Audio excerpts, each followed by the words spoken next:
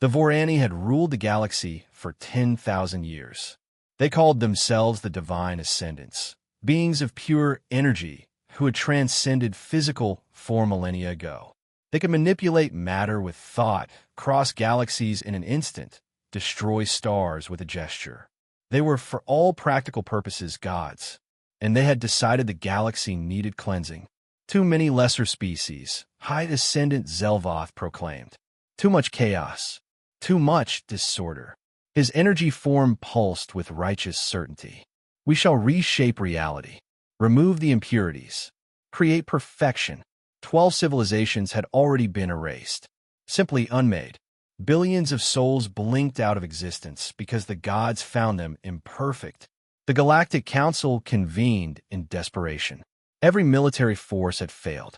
Every weapon was useless against beings who existed beyond physical laws. The Vorani couldn't be fought, couldn't be reasoned with, couldn't be stopped. We're out of options, Council Leader Zervan said, her voice hollow. Out of time. In 3 days, they reached the core worlds. For billion lives. There is one option, the ancient keeper of records said quietly. One species the Vorani fear. Impossible. The Vorani fear nothing. They're gods. No. The keeper pulled up restricted files, data so classified most council members didn't know existed. The Vorani avoided one sector for all 10,000 years of their reign, gave it a wide berth.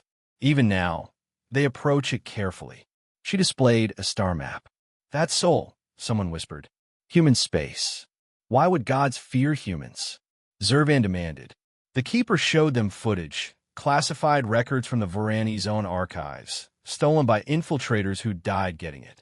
It showed a Vorani encounter with humanity 5,000 years ago, when humans were barely spacefaring. The Vorani had attempted to elevate humanity, reshape them, perfect them. What followed was impossible.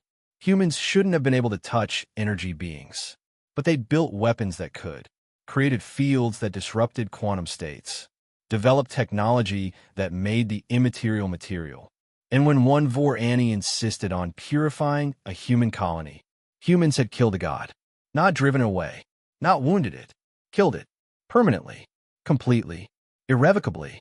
The Vorani had retreated and never returned to human space. They're afraid, the keeper said.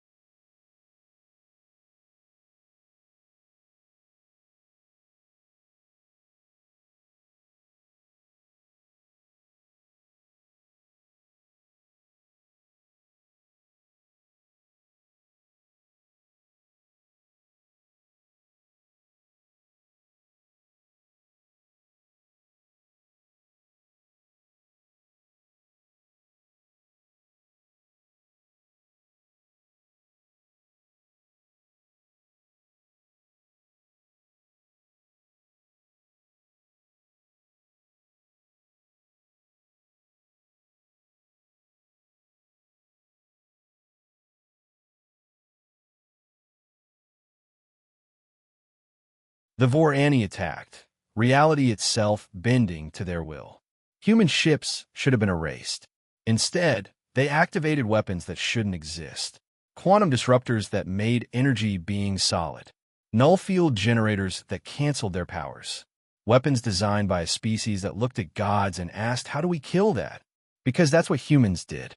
They found the impossible and made it possible. The battle lasted 6 hours. When it ended, 3 Vorani lay dead, truly dead. Their energy matrices collapsed, their quantum signatures erased. The rest fled. High Ascendant Zelvoth, wounded in ways he'd thought impossible, broadcast a message to the remaining Vorani. Avoid human space. Avoid humans. They're the only species in the galaxy that doesn't fear gods, because they've learned how to kill us. The council tried to thank Admiral Rivera. Don't, she said flatly. We didn't save you. We stopped murderers. There's a difference. She looked at the council chamber. You called us the one species that terrifies the gods. You're right. Know why? Silence. Because we're the only species that refuses to kneel. We don't care how powerful you are, how ancient, how divine. Try to hurt innocent people, and we'll find a way to stop you. She smiled coldly. Gods bleed the same as everything else. We proved it 5,000 years ago. We proved it again today. Human space remained quarantined by mutual agreement. But across the galaxy, a new lesson was learned. If gods exist, so do godslayers.